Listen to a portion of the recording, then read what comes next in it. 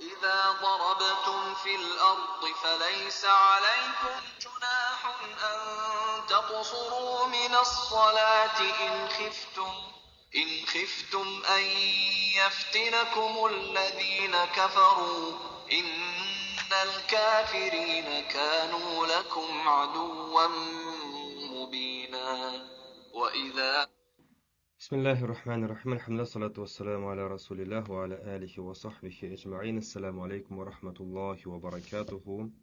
Мир вам, милость Аллаха и его благословение. И альхамдулилля, мы с вами продолжаем изучение темы намаз. И сегодня мы с вами будем разбирать тему салятуль мусафир. Салятуль мусафир, молитва, намаз путника. Значит, в обычном положении человек находится у себя в городе, в месте своего обитания, и периодически человек что делает? Выбирается в путешествие. Некоторые люди, конечно, много времени проводят в путешествии. Так вот, ислам также регламентирует определенные постулаты, определенные обязанности во время путешествия. А более правильно сказать, что некоторые из них облегчаются. Так вот, Аллах Свят Он и Велик во время путешествия что сделал? Сделать так, что во время путешествия имеются кое-какие облегчения, кое-какие дозволения, кое-какие облегчения. Сегодня же мы с вами будем говорить про намаз путника. Ну, вообще про путника, кто такой путник, что считается путешествием, что не считается путешествием путем и так далее.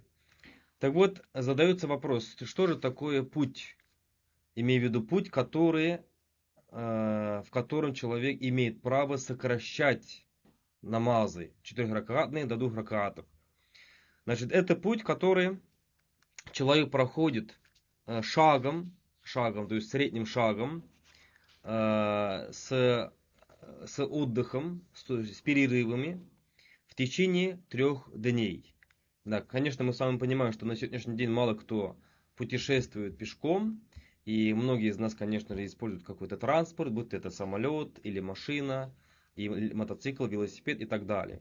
Так вот, примерно, значит, 3 дня пути пешим ходом с остановками, ученые посчитали, это примерно 81 километр. Равняется 81 километру. То есть 81 километр. Поэтому человек, который выезжает в путь, и этот путь от края его селения, от края его города занимает 81 плюс километров, в этом случае он считается путником. И таким образом, когда он выходит в это путешествие, он пользуется пославлениями путника. И здесь не важно, некоторые люди говорят, что на сегодняшний день мы путешествуем, используя автомобиль, транспорт. А если это летом, тогда люди используют кондиционеры. Если это зима, тогда люди используют печку. Таким образом, человек путешествует в комфорте. Если это машина комфорт-класса, еще комфортнее получается. Так вот, несмотря на этот комфорт, несмотря на легкость, скажем так, и удобство этого путешествия, если человек выезжает в путь на расстоянии 81 километр, он считается кем? Он считается путником. И эти послабления путника, послабления, которые касаются человека, который выехал в путь, не связаны с какими-то трудностями. То есть эти послабления не связаны с трудностями. Причина это не трудности, которые человек претерпевает в пути. Причина это милость Аллаха. Это его дозволение. И человек остается, значит, смотрите, что получается. Человек, получается, выехал в путешествие, в путь, который равняется 81 километров. И этот километраж начинает считаться с последнего здания его селения, его города, его поселка, его деревни. С последнего здания. Обычно, когда мы выезжаем в какой-либо город, на сегодняшний день в России, например, имеются такие плакаты, допустим, выехали там Москва, и так перечеркнуто, выехали Санкт-Петербург, перечеркнуто, имеется в виду, что мы покинули этот город. Вот является неким, скажем так, неким признаком окончания этого города. Потому что бывает так, что от города к городу идут, точнее, некоторые города, некоторые селения идут друг за другом, что даже не поймешь, это одна деревня или одно село, один город или несколько. Так вот как раз этот знак, этот указатель говорит о том, что мы только что выехали из этого города и сразу же заехали в другой город. И путник остается путником до тех пор, пока он не вернется к себе на месте постоянного обитания, месте проживания, либо же пока человек в пункте Б не вознамерится проживать более 15 дней. То есть 15 дней и больше. 15 плюс, 15 дней и больше. Допустим, человек, к примеру, выезжает из Москвы во Владимир, расстояние примерно 200 километров.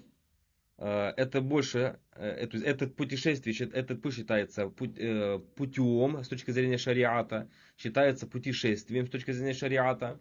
И человек выехал из этого города, из Москвы, из города Москва, направляется во Владимир. В пути он является кем? В пути он является путником.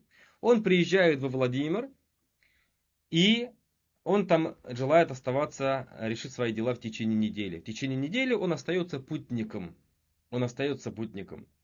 Значит, он перестает быть путником, пока не вернется в свой город, в место своего обитания, проживания. Либо же в пункте Б, в данном случае во Владимире, он не вознамерится оставаться 15 плюс дней. 15, 16, 20, 25 и так далее. Угу. Поэтому, как только он, здесь получается два ключевых момента. Расстояние это раз, и второе намерение. Расстояние понятно, намерение какое, то есть он вознамерился оставаться в пункте Б во Владимире 15 плюс дней. 15 плюс дней. Вот это намерение, что сделали, поставило, скажем так, жирную точку. Он перестал быть путником. Он перестал быть путником. Есть? Далее. Бывает так, что человек, допустим, поехал в город, в пункт Б, не в обязательно город, а селение, куда угодно, в пункт Б, и он намеревается решить там свои дела в течение недели, в течение 10 дней. Он является путником. Он является путником. И прошли 10 дней, все, он завтра закончит свои дела, он купит билет и улетает, либо же садится на свой автомобиль и уезжает. Но завтра дела не решились. Он снова ждет завтра, это уже получается послезавтра. И завтра, вот такие вот завтраки получаются. Человек что делает? Он намеревается завтра решить дела, он надеется на то, что завтра решится все его вопросы, и он уедет. И сколько бы он таким образом, скажем так, ожидая этого завтра, не проживет в этом городе, он является путником. Это может быть занять месяц, 2, 3, полгода, год и так далее. И здесь ключевой момент какой? Намерение. Намерение. Или же он, допустим, что вознамерился все оставаться здесь более 15 дней, все, он уже не путник. Намеревается уехать завтра, решить дела уехать, дела не решаются, завтра, он пока что путник. Далее передается о том, что Мухаммад, алейхиссалату вассалям, в битве при Табуке оставался 19, по мнению других, 19-20 дней. Ну, вот получается, так или иначе, это больше 15, да? 19-20 дней. И он что делал? Он постоянно, то есть не переставал сокращать намаз. То есть он считал себя путником, хотя прожил 19-20 дней. Также передается о том, что Саад ибн Аби Ваккас, рады Аллаху анху, он оставался в каком-то селении в Нишапуре 2 месяца. 2 месяца. И все это время он сокращал намаз. Почему? Потому что он намеревался завтра уже уехать. Он не знал точно, когда он уедет, но намеревался завтра закончить дела и уехать. Следующий учебный вопрос. Ахкамуль мусафиры, то есть постулаты, религиозные постулаты, которые касаются путника. Значит, у путника есть определенные свои, скажем так, особенности. Если так коротко их собрать, мы сначала их так коротко соберем, потом будем уже раскладывать подробнее. Первое, значит, с него снимается обязанность посещения пятничного намаза и посещения праздничных намазов.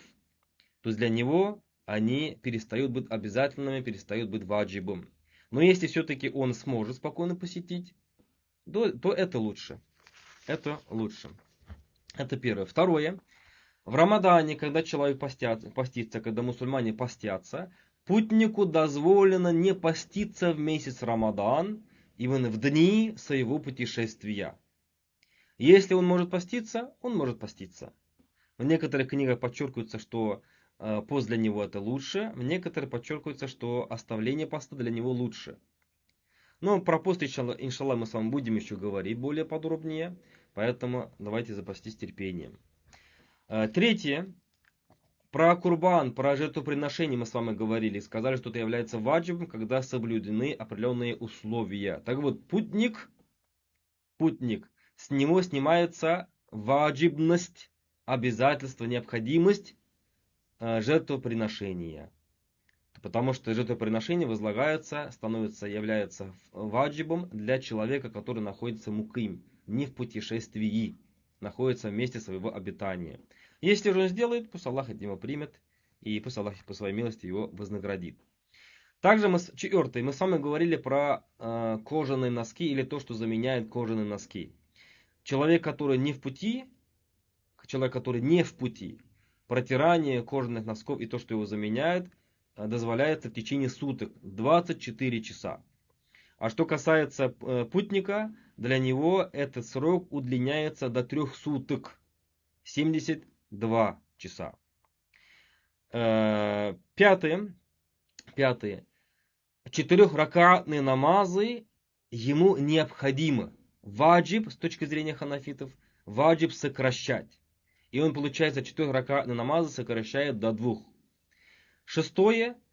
По мнению большинства ученых, сюда ханафиты относятся всего лишь частично, потому что были строгие ханафиты, были более лояльные ханафиты, особенно те, которые жили рядом с арабами. Так вот, согласно строгим ханафитам, намаз не объединяется, кроме как во время хаджа. Согласно ханафитам, которые были более лояльные, и также, согласно мнению большинства ученых, человек, находясь в путешествии, может не только сократить намаз, но еще объединить намазы. Теперь у нас с вами следующий вопрос. Намаз путника. В данный момент, то есть у нас были общие такие постулаты, в данный момент мы с вами будем говорить уже конкретно про намаз путника, человека, который вышел на расстояние вот этого пути. Значит, некоторые постановления. Первое. Человек, который находится в пути, с точки зрения ханафитского мазхаба, для него является ваджибом, необходимым 4 ракат намазы сокращать до 2. 4 ракат намаза сокращать до 2. Это у нас зухар намаз обеденный, это у нас аср намаз послеобеденный, и это у нас иша намаз, ночной намаз. То есть человек, который находится в пути и удовлетворяет вот этим условиям, расстояние 81 км в час, 81 километров расстояние путь. И он что делает? Находясь во время путешествия, находясь в том месте, куда он приехал всего лишь на неделю, он что делает? Послеобеденные ночной намазы сокращает от 4 до 2. Является ваджибом с точки зрения ученых ханафитов. Если упомянуть мнение ученых шафиитов, они говорили о том, что это является рухса. Рухса, то есть дозволенность. Хочет сокращает, хочет не сокращает. Ну а здесь другой вопрос. Пророк Мухаммад алейхиссаляту он сокращал? Да, сокращал. Халифы сокращали? Сокращали. Сподвижники сокращали? Да, сокращали. И таким образом что? Мы следуем их примеру и тоже сокращаем. На это имеется довод. Говорится о том, что от Аиши радиллаху анха передается фуридати салату ракаатайни илля аль-магриб, что изначально намазы были введены в обязанность для совершения по 2 ракаата, кроме магриб намаза. Фаиннаху витрун нахари, потому что магриб намаз это является нечетным количеством, обладающим нечетным количеством ракаатов дня. Фумма зидат фил хадар, а потом, находясь не в путешествии, 2-ракатные, они были увеличены до 4-ракатных. وأقرت في السفر على ما كانت عليه. И они были закреплены в путешествии, так как были изначально, то есть по 2 ракаата. Это первое. Значит, сокращение является ваджибом. Второе. сокращение касается только 4 ракатных фардов. Только 4 ракатных намазов, фардов, обязательных намазов. Сунны, в том числе 4 ракатные, не сокращаются. Человек, путник, который находится в путешествии, в пути, если его условия позволяют, что он делает? Он спокойно может что делать? Совершить эти сунны намазы. Сунна раватиб, которые идут вместе с фардами. И также нафиль намазы, которые также рекомендуется совершать. То есть путник, если он... представьте себе, допустим, картину: человек едет, допустим, на поезде, у него купе, место его позволяет, условия позволяют. Что делать? Если это, допустим, где-то в арабских странах, может быть, даже какие-то отдельные вагончики для этого, как мусалля, как молитвенные комнаты предусмотрены. В некоторых самолетах тоже предусмотрено. И человек что делает? Спокойно, находясь в пути, может совершить нафиль намазы, и также спокойно может совершить сунны раватиб, которые идут вместе с фардами. Либо человек находится где-то в отеле, он кого-то ждет, там у него встречи, он приехал на конференцию, время его, допустим, позволяет в данный момент, он также спокойно может что делать? Спокойно совершить сунны намазы, и в этом нет никакого порицания. Все-таки скажу, что здесь относительно совершаются ли сунны или не совершаются ли сунны во время путешествия, ученые высказали разные мнения. Большинство сказали о том, что совершается. Не порицается совершать сунны намазы во время путешествия. Я почему говорю? Потому что некоторые прямо категорично говорят, что нет, сунны никак в пути не совершаются. Разногласия ученых — это ихтиляф уляма рахматуллаху васия. Разногласия ученых — это милость Аллаха. Большая милость Аллаха. Если же путь не находится в каком-то стесненном положении, он совершает, или, допустим, за ним выстроилась огромная очередь, потому что молельня маленькая, что он делает? Он спокойно совершает фарды, 4 ракатные сокращая до 2. Следующее. Если же путник, человек не каждый день путешествия, и не каждый месяц, может быть, раз в полгода, может раз в год. И человек, путник, мусульманин-путник, который находится в путешествии, соответственно, если он забылся и вознамерился совершить зухур и аср и айша, это возвращается к намерению. Помните, мы с вами про намерение говорили, что некоторые люди что делают? Прямо таки подчеркивают: я намереваюсь совершить 4 раката обеденного намаза, фарда. 4 раката после обеденного намаза. Поэтому, если, допустим, путник ошибся, и в пути он сказал, что намеревается совершить 4 раката зухура или асра или айша, а потом он вспомнил, он что делает? Он совершает только 2 раката. Он совершает только 2 раката, и молитва его действительная. Здесь все-таки 2 слова скажу про намерение. Все-таки намерение — это действительно такое вот деяние сердца, и не все люди в этом еще разобрались. Поэтому скажу, если для кого-то очень актуально и интересно и важно намерение в пути, так и можно вознамериться: намереваюсь совершить зухур намаз, будучи путником, в 2 ракаата. Произношение, конечно, мы с вами говорили, что такого не было при жизни пророка Мухаммада, алейхиссалату вассалям, за исключением некоторых поклонений. Поэтому, если вы спокойно можете, скажем так, внутри себя вознамериться, вот это как раз намерение. Намерение совершить зухур, аср, иша, намазы в пути, сокращая до 2. Дальше, 4. Если путник вознамерился совершить 4 ракаата, если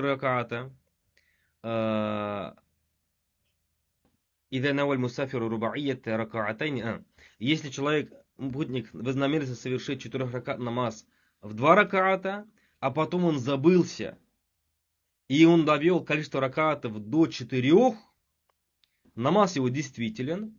Первые 2 раката считаются фардами, вторые 2 раката, 3, 4 считаются нафиль намазом.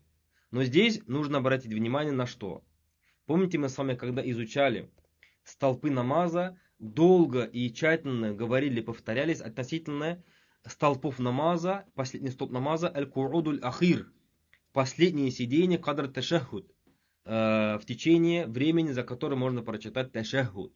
Так вот, у путника последний ракаат в сокращенных намазах — это 2 ракаат.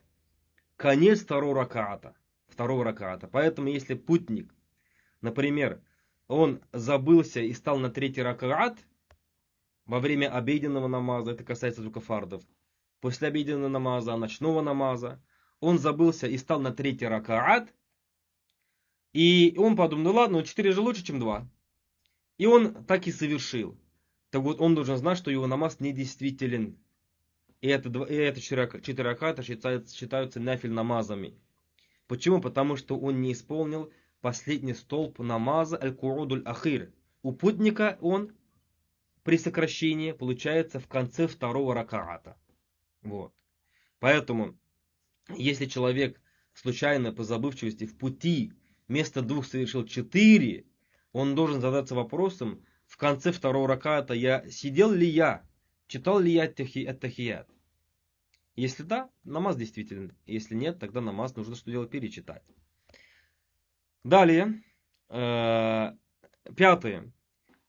Путнику дозволяется совершать намаз за имамом муким, который не является путником. Но в этом случае что? В этом случае он, скажем так, подчиняется имаму, и он уже свои намазы не сокращает. Допустим, человек едет в пути, увидел мечеть, заехал, там читают, например, обеденный намаз, и он вознамерился совершить намаз за имамом этим, который не является путником. В этом случае он читает 4, а не 2. 4, а не 2. Если же, допустим, они заехали в мечеть, несколько человек путников, и одного из них выбрали имамом, в этом случае что? Они сокращают и читают только 2. Вот. Дальше, 6.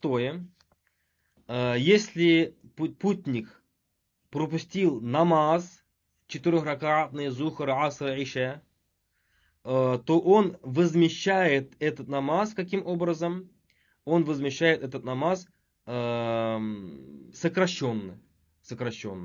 То есть, допустим, он в пути, находился в пути, и он пропустил, сейчас мы не говорим по причине, без причины, он пропустил обеденный намаз, в последующем он хочет его возместить. Допустим, он вернулся уже к себе домой, хочет возместить. Как он возмещает? Он возмещает сокращенно. И здесь правило. Намазы, которые были пропущены в пути, возмещаются сокращенно. Намазы, которые были пропущены не в пути, они возмещаются полноценно, не сокращенно, даже находясь в путешествии. Далее.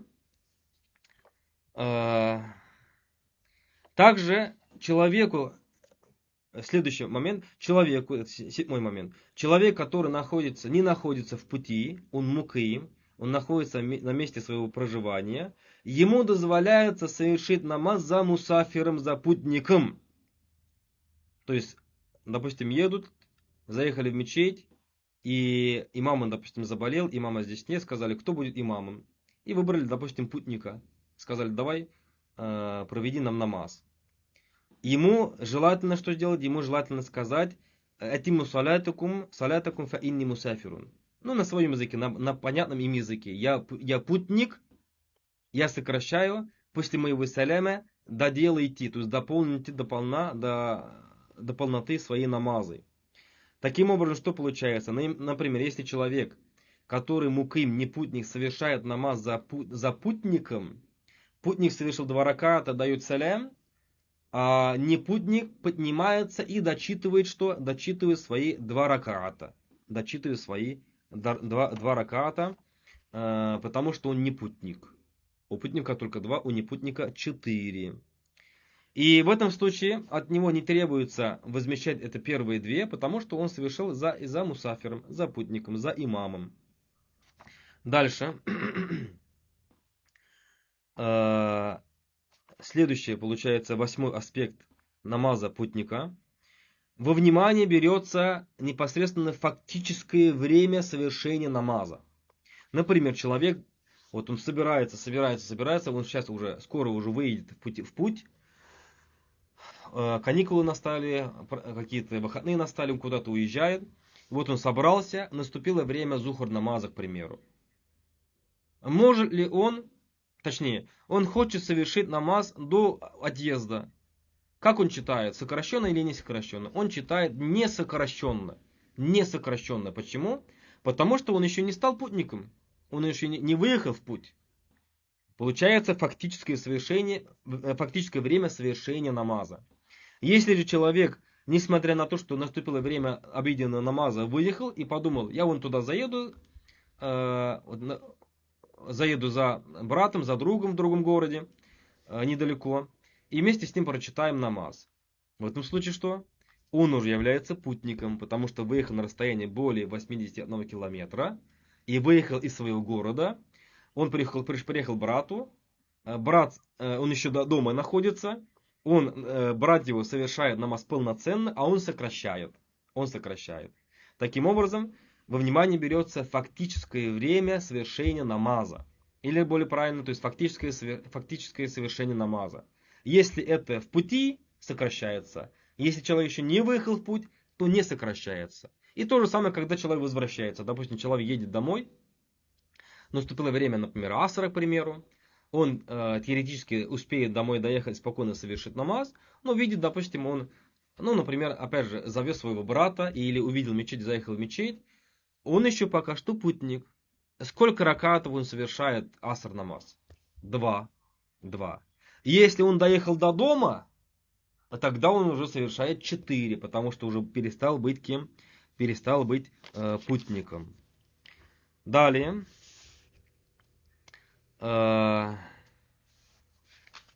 Следующий аспект.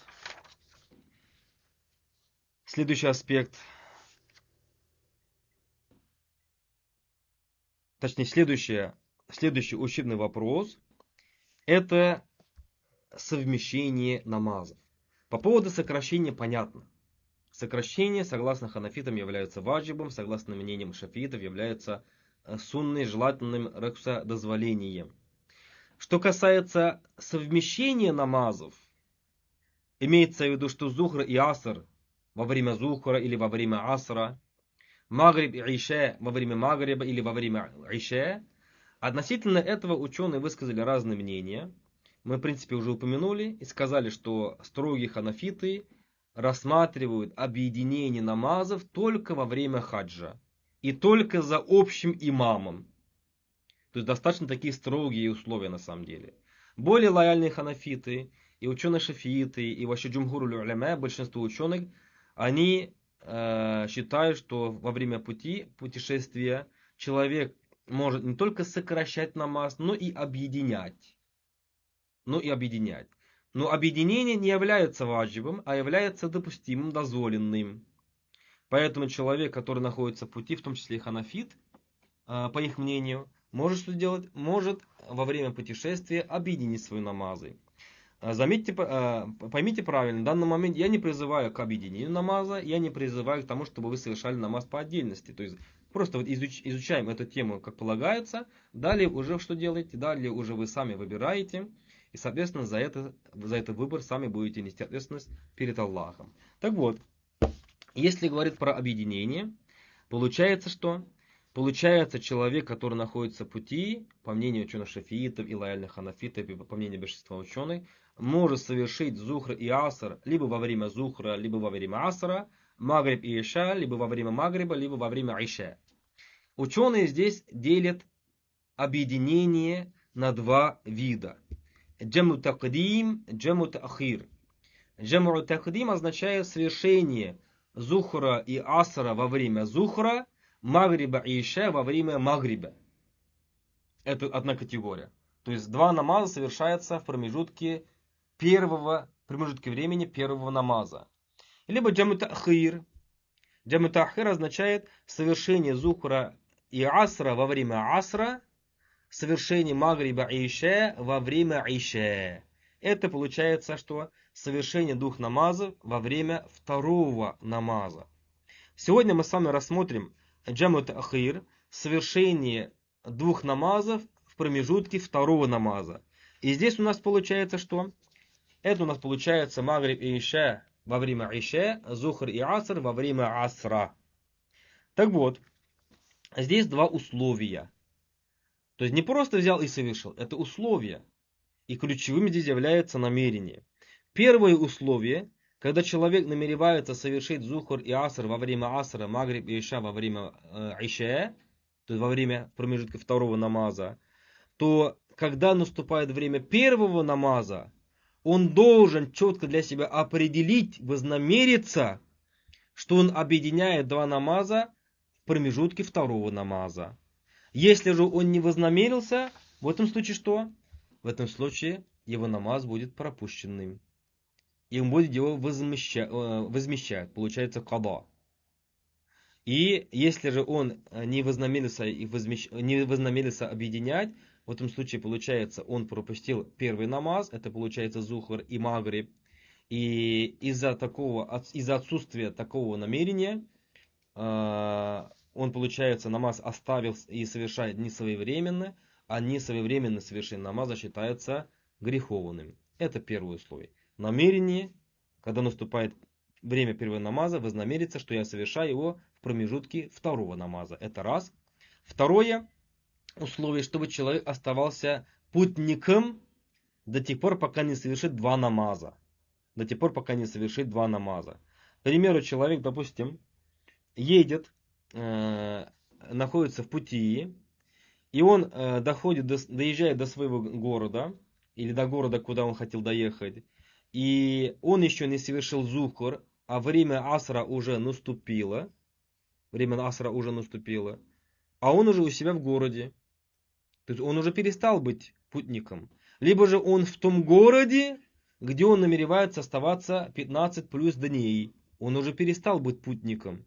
Таким образом, необходимо, чтобы два намаза были совершены во время путешествия, когда человек фактически является путником. К примеру, человек едет из Москвы во Владимир, и он хочет оставаться во Владимире, допустим, 20 дней, 15 плюс дней. И он понимает, что если он сейчас заедет в город, он уже перестанет быть путником. Поэтому ему необходимо что сделать? Совершить это два намаза, промежутки второго намаза, будучи в пути. То есть он останавливается, допустим, до того, как заехать в город. Он увидел мечеть и совершил зухр и аср во время асра. Или магриб и иша во время иша. Но если он доехал до города и не совершил намаз, в этом случае, получается, уже объединения уже не будет. Он будет что делать? Он будет возмещать када. Первый намаз, зухр, магриб, и своевременно совершать второй намаз, это аср и иша. На этом мы с вами завершаем. На следующей встрече мы с вами будем говорить про объединение намазов во время первого намаза.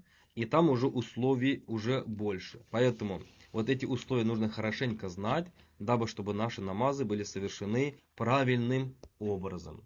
Просим Аллаха, чтобы Аллах защитил нас от неправильных поступков. Просим Аллаха, чтобы Аллах направил нас к тому, что Он любит, и к тому, чем Он доволен. Амин. Джазакум Аллаху хайран, субханак ва бихамдик, ашхаду ан ла иляха илля анта, астагфирука ва атубу илейк.